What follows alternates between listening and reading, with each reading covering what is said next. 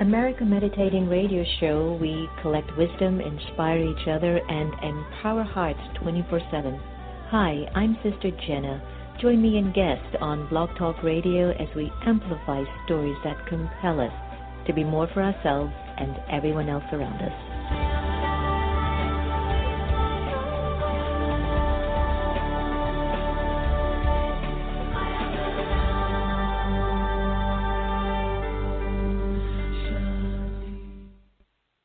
I was 11 years old at my first national championship. I fell I don't know how many times. Michelle Kwan is the most decorated figure skater in U.S. history. But I had a dream. My dream came true because I dedicated myself. Dedication made Michelle Kwan a champion. I was passionate about something, and I made sure that I worked hard for it. And dedication can make your dreams a reality. Whatever your dream and goals are, they can come true. Dedication. Pass it on from the Foundation for a Better Life at Values.com.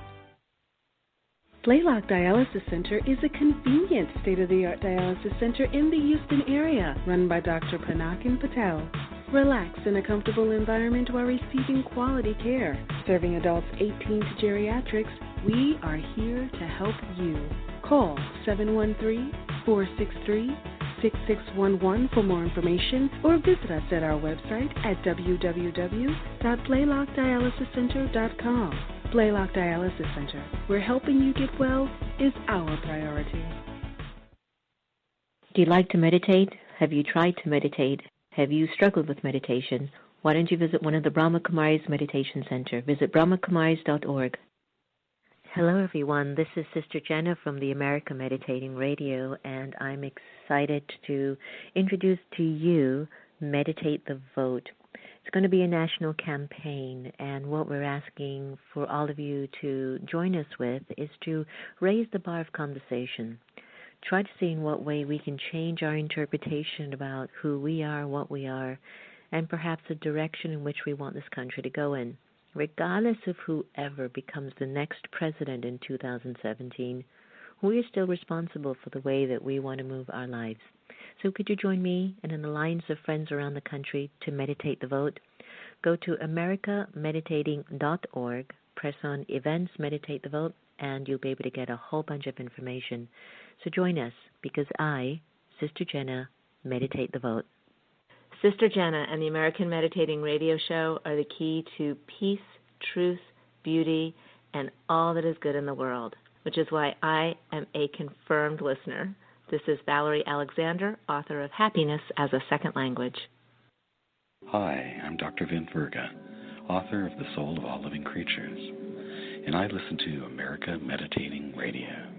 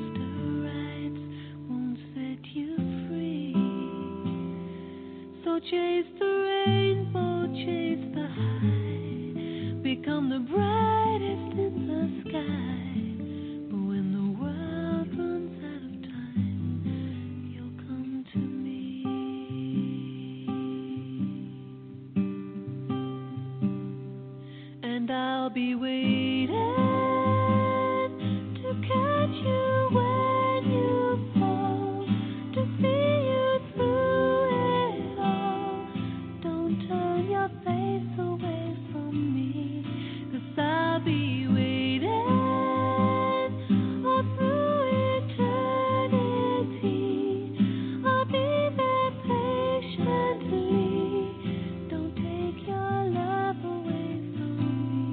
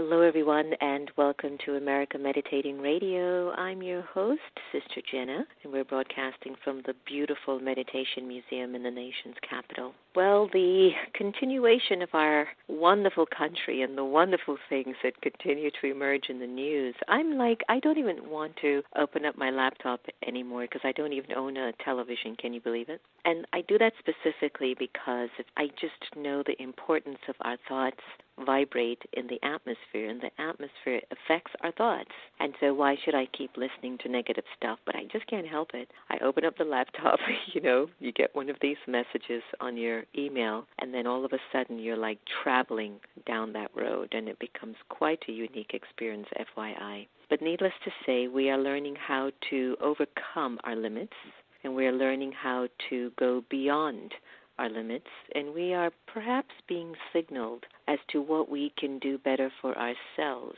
because there are always barriers and walls and people and situations and circumstances who you might think they are outside of you trying to stop you from progressing or succeeding. But in reality, there are our own thoughts and vibrations that are manifesting those things outside of us to help us to either find our victory, forge forward with all perseverance, like with all the power that we have in our system, or they're going to try to tell us I'm not strong enough, and they might become tools to make us feel a little bit defeated. But I want all of you to just keep having this awareness, my friends, that anything that shows up in front of you in your life, it's something that's happening deep within your spirit, something in your soul that you're interpreting that you can't, you don't have enough.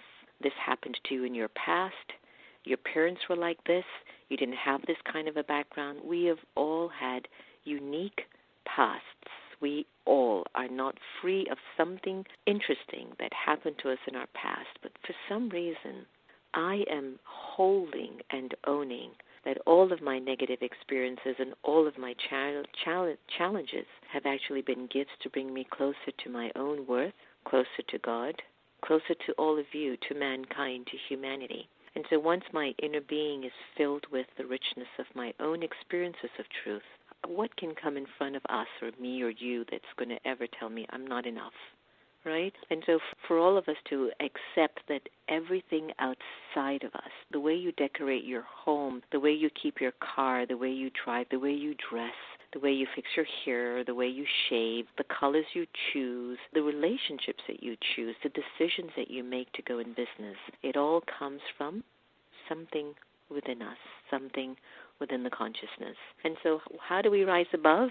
Well, please stay tuned. We're going to have a wonderful new friend that I met this year, Lisa-Copeland, and she's co-authored a new book, which I can't begin to tell you that it just seems so cool to be engaging that with her. And we're going to be talking about her book, Mediocrity, 10 Ways to Rise Above the Status Quo. And before I get Lisa on the air, I'd like to just do what we do best here on the America Meditating Radio, and that is to go into a deeper sense of silence and center for ourselves, to allow the inner world to find its own inner light and its own inner guidance, so that when I do make my decisions, it comes from clarity. Take a deep breath, everyone. This is Inner Light from Just a Minute, Meditation CD by B.K. Jayanti. Breathe in deeply.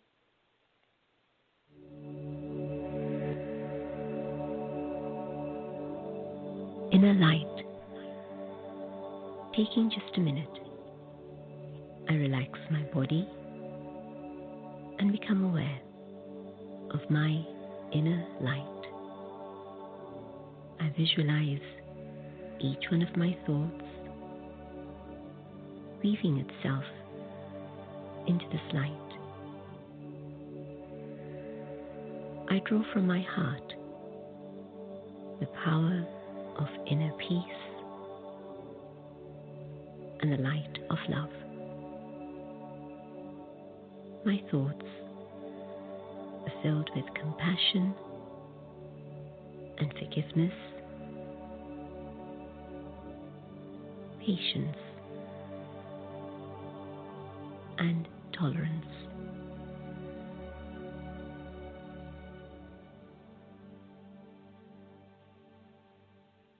Welcome back. That was our Inner Light for us to develop more forgiveness, patience, and tolerance, because if I'm not ignited within, then I'm going to definitely present a darker side of my expression of self. We've got our wonderful Sister Gita. We haven't had her for a very long time, and we're happy to have her in the studios today. And I know you must have something extremely special for us, Sister Gita. Please tell us. Good morning, and thank you, Sister Jenna, for keeping the faith in me even at times when I myself have stumbled a stair or so. Today, I start the day with new eyes. So let's talk about two women. Here we are, a strong woman versus a woman of strength. A strong woman works out every day to keep her body in shape. But a woman of strength builds relationships to keep her soul in shape. A strong woman isn't afraid of anything. She can bump you in a minute.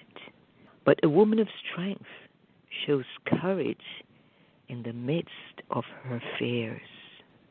A strong woman won't let anyone get the best of her, but a woman of strength gives the best of her to everyone.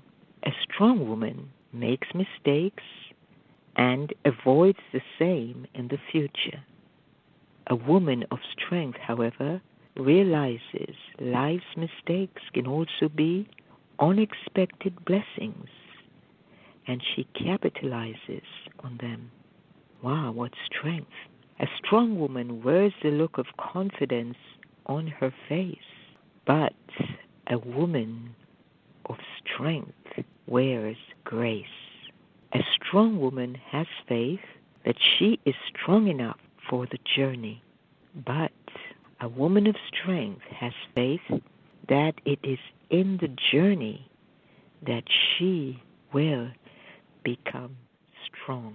If I had to meditate the vote, I would meditate the vote to be a woman of strength. Om Shanti, have a day of strength. Thank you, my dear. And you know what? Regardless of however we end up, we're doing the best that we can, right? Ladies and gentlemen, we have our wonderful friend, Lisa Copeland. Lisa is known as a rock star in the automotive industry with unparalleled work ethic and over 25 years of proven success. Named along the top 100 women in the automotive industry in 2015 by Automotive News, Lisa has dedicated her career to revolutionizing the automotive industry. And in 2016, Lisa sold her award-winning dealership to pursue her passion for leading a team that is committed to transforming businesses and promote corporate civility and winning cultures. Isn't that sweet? She joined a leadership team at the Culture Works as the head of automotive retail strategies, and Lisa is a much sought-after speaker and has keynoted at many events. Her success story has been featured in prominent publications, including the Wall Street Journal, New York Times, Marie Claire, and much more. And additionally, she and Renee Banglasdorf, CEO of Charlie Bravo Aviation, co-founded Crushing It Academy and have co-authored a new book entitled Crushing-Mediocrity, 10 Ways to Rise Above the Status Quo. And we had a wonderful time in California. Hi, Lisa. Welcome. Oh, hello, Sister Jenna. Thank you very much for having me. We had such a lovely time this week in California when we were meditating the vote at Princess Basma's summer home. Yes, I'm still pinching myself that I was invited to that beautiful and special event, and I met so many new friends from around the world. It was absolutely life-changing, so thank you for the invitation. Well, you know, I love when we can all come together where we're not really focused about what's so different about us, but what is it that we're carrying within ourselves as our strengths. And when we bring a lot of people in a room that are aware of their strengths, you know, what that can actually do in the world and how that can move our own spirit. I live for that, Lisa. I breathe it. So glad that you can make it on the America Meditating Radio. I've been wanting to have you on since I got a copy of your new book, Crushing Mediocrity. And so I want to start with an obvious question. How did you get started in such a male-dominated automotive industry? I mean, were you brought up with all brothers, or what was the deal? How did you actually get there? You know, what was the deal? Well, I think you might laugh. It was kind of by accident. I was a fashion student. And so as any good fashion major would do, they spent all of her money on everything but paying her car insurance. So I wrecked my car, hadn't paid my car insurance, and I didn't have another car. So back in the 80s in Dallas, Texas, salespeople got a free car to drive if you sold cars. So hence a career was born out of necessity. Wow, I love that. So from there, it was just that you just started to get into it. Like, for example, my dad, one of his hobbies was to race Fiats, right? So I started to learn car racing at the age of 8. Okay, so I know how I got into this whole thing about racing cars, and everybody always goes, oh, my God, you're a sister. What are you doing racing a car? I go, sisters are not dead people. Well, Sister Jenna, I did not know that your father raced Fiat. Yeah, that was his hobby growing up. That was his car. Gosh. That was his babe. Yeah, it was amazing. Okay. We have a lot in common, I know. So we tell me, do have a lot in common. We do. So here you are, one of the top 100 women in the automotive industry, which is not an easy industry to reach that kind of a caliber. To what do you credit your success in rising above the challenges that I'm sure you must have faced as you were just going through the motions? Number one, I think I built the best team in the country, and we were very passionate about relaunching the Fiat brand back to America. And so I had a great team that surrounded me because, there is no I in team, and there's no way that I could have had the success that I had without having the greatest team in the country around me. And we all really believed that we were not there just to sell cars. We believed we were there to revolutionize the auto industry and to empower women and disenfranchised consumers that are normally mistreated, taken advantage of, and things like that. We really believed that we were there to serve their automotive needs. And I think that when you believe that you were put on earth for something different, which is to serve people, which is to empower people, which is to help people, I just think the universe takes care of you. And so as it did. That's I love my story. I love that. Well, congratulations in co-authoring your new book. I love the title, and I love the picture of your high heels on the cover. I mean, in your new book. I love you. I mean, Crushing Mediocrity. So you and Renee offer 10 ways to rise above the status quo and mediocrity. Why is it that we sometimes settle for the status quo? And what are a few of the most important principles which maybe you would offer our listeners to rise above? Certainly. I think our whole country is set in mediocrity. It just seems like just enough is good enough. And it isn't. And I think that, and Renee and I are so passionate about it.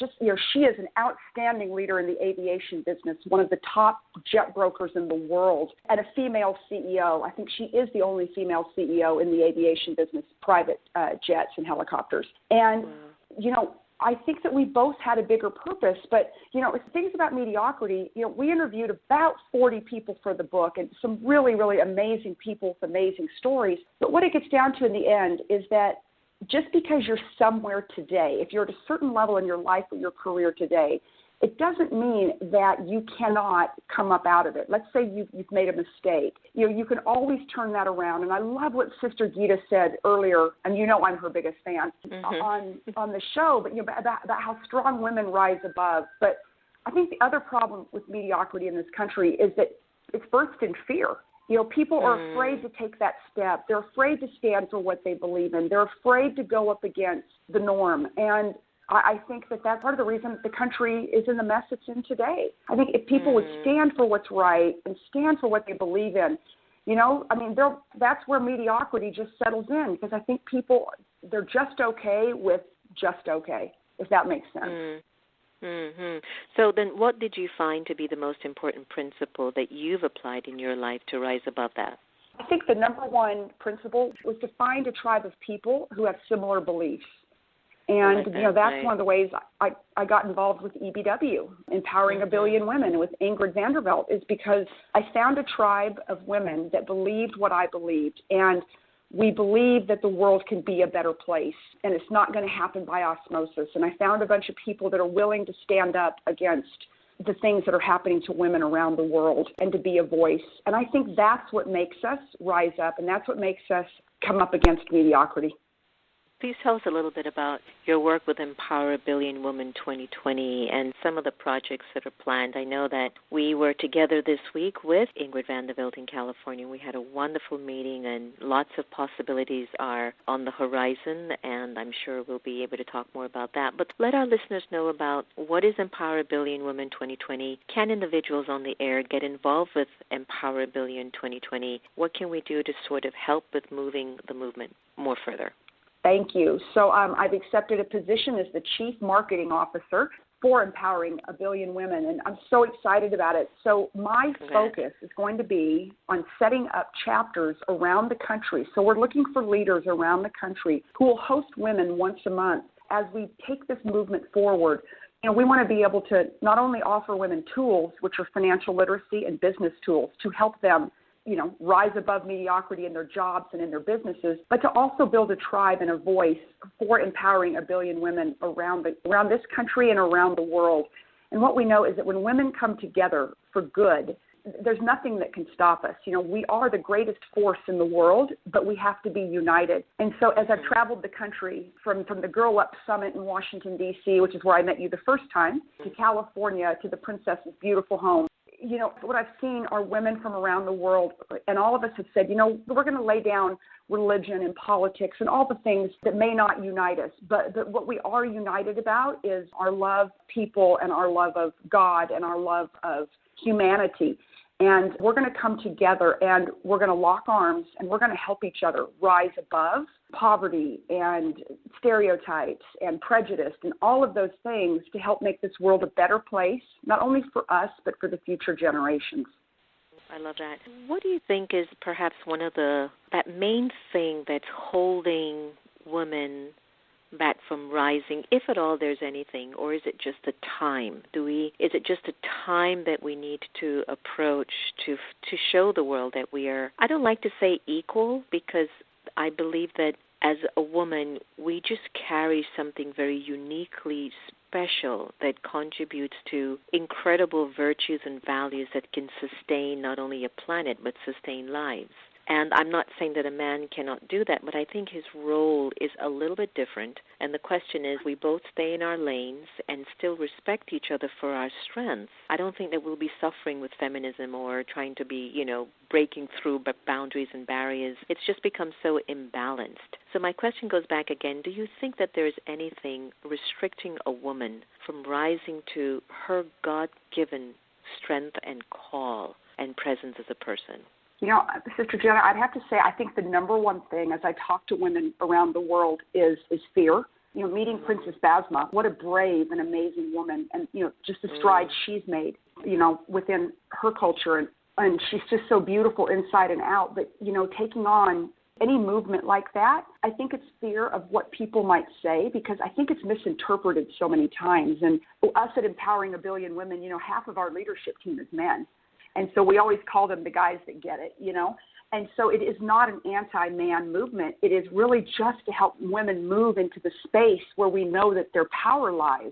And I think that women are more open to helping each other, to laying down beliefs that have been put in their heads their entire lives, and listening and putting their hands across and saying, you may have been different than I am, you may be raised differently than I am, but you and I can be friends and we can work together. And I think women are better at that. I think that we're more authentic and transparent. And gosh, I hope I don't get hit for this, but I haven't seen a woman start a war, maybe ever.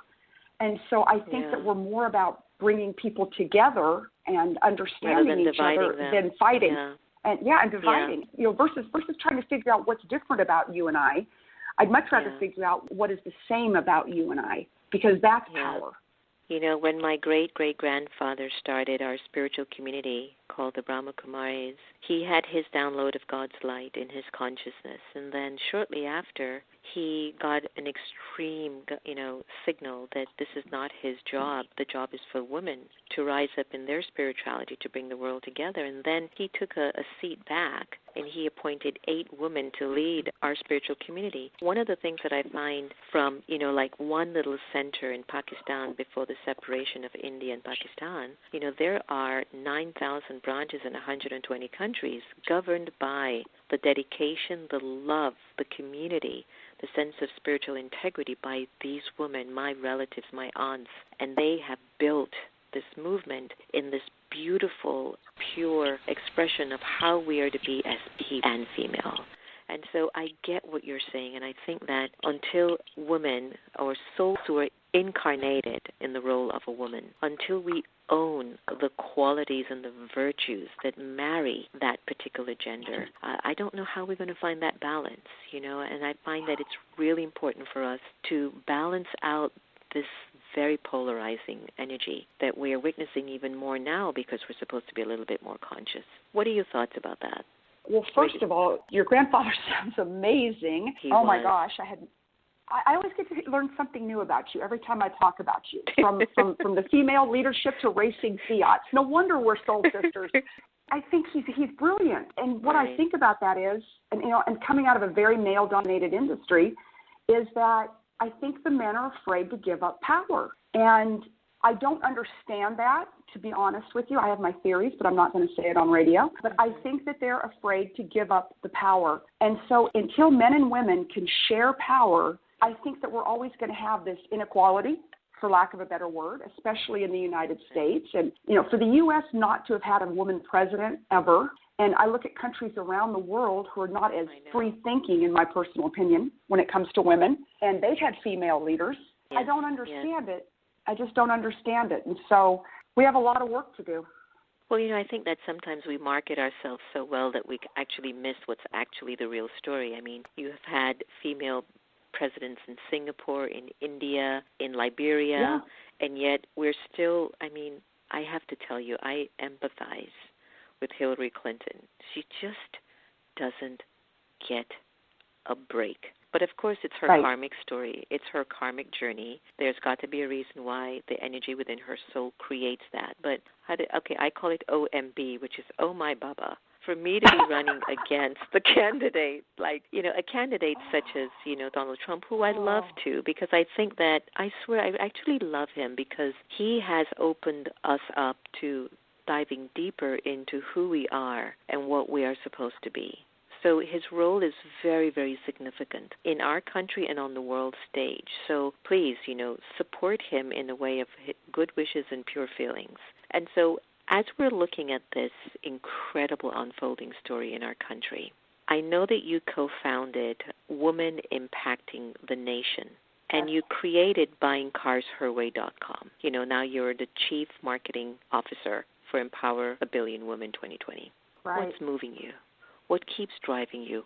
What makes you wake up in the morning and keep yourself inspired to keep breaking that status quo? I know that this is God's calling for me, because I think that he's given me a voice and a platform, that I have a big responsibility to help women around the country. And I used to think, Sister Jenna, it was just around the country, but now I believe it's around the world. And I gave a speech at a big event, a month or two ago. And, I had not planned this sentence, but it came out of my mouth. And what I said, I closed my keynote with, there are women around the world that are praying for women just like us to save their families and their children because they're starving and things are happening to them. And we are the women, that are to rise up and not only to save our country, but to save the women around the world. Now, where that came from, it was a total God thing, because that was not in my keynote speech, but it came over me as I was sitting with these hundreds of women that were listening to me speak. But then as I looked, and there are women from all over the world in the audience, and so as I looked into the audience, it just hit me that we are the women that have been ordained to rise above, because we are the women that those women have prayed for. And so that comes with a great responsibility, a global responsibility. And like I said, I never thought it. It just came over me. And that was the minute that I knew that I had to accept my calling at EBW. Beautiful. Yeah, because if it isn't us, who's going to do it? And I have to tell you, it comes with its share of criticism. It comes with its share of, who do you think you are? You're going to save the world. And well, no, I hope I could, but I don't think so. But if I could save one woman at a time, one village at a time, one inner city at a time, whatever that looks like, that's what I'm called to do. So it isn't to boast. It's just what we're called to do. There was a quote that I tweeted out, and what it basically says is, I might not be the healer of the world, but I'm part of the healing. And why I think that's so important is that sometimes I might take on this bigger picture of healing the world, but I realize the importance of my ability to understand the own inner healing, one, and secondly, in how my inner healing transmits itself in the way I conduct business, and the way I conduct myself in relationships, the way I conduct the well-being of my health. And so by us even maintaining this sort of attitude that I am part of the healing, I somehow find myself seeing the global level getting to that point of healing, because I can't heal if the world can't be healed if I've not sorted out my issues as well. Yeah, before I come to the close of our beautiful conversation, I just want to go back to Crushing Mediocrity. Is that supposed to be released pretty soon, sometime this month, correct? Yes, it's actually on Amazon right now, and we're going to be able to start fulfilling orders in about 5 days. Wonderful. The books will be in our hands. Yes. Beautiful. Now, is there a link that our listeners can go to get a copy of Crushing Mediocrity? Yes, in fact, they could go to our website, which is crushing-mediocrity.com. Beautiful. And is there anything coming up in Lisa Copeland's life that you would love us to know before we say Om Shanti, C'est la vie, all the best, and we'll definitely have you back on the air if you've got anything good percolating out there? Well, yes, I would just, if there's anybody listening out there, any women that feel a calling to start an EBW chapter anywhere in the country right now, we will be going international soon, but I have to get the U.S. stabilized first. I would love for you to reach out. You can get me on the Crushing It Academy website or at lisa@lisa-copeland.com. And if anything we said today inspired you and you'd like to be part of the movement, I would love for you to reach out. I would love to meet any of the listeners out there that want to join us in this very, very big job that we have to do. Beautiful, beautiful. Well, I know that you've got our full support, and I know that you'll get a lot more, too. There's a lot to come, and just wait, you'll see. Oh, thank you, Sister Jenna. It's so good to connect with you. Oh, I'm so glad I did, and you did the same for me, too. So thank you so much for being on the air. We'll definitely keep in touch, and all the very best. Thank you, my friend. So that was Lisa Copeland from Crushing It Academy, and you could just hear her drive, her enthusiasm. You see what I'm saying? You see, you've got to put energy in. You just can't sit back and wait for a miracle, wait for an angel, wait for a blessing. Yeah, they will come, but what are you doing? What are you passionate about? What's calling you? What is coming up in your quiet thinking over and over again? But you keep crushing it because you think like it's not connecting to the story of the whole, or it's not really connecting to what everyone is telling you should do. I'd like to emphasize in what Lisa also shared with us today, please, just keep forging forward. Believe in your calling. At the beginning, it won't seem to make sense. It will be scary. But just make sure you've got your T's crossed, your I's dotted. You've done some work. You've done some research. You've put some savings. You've made some investments.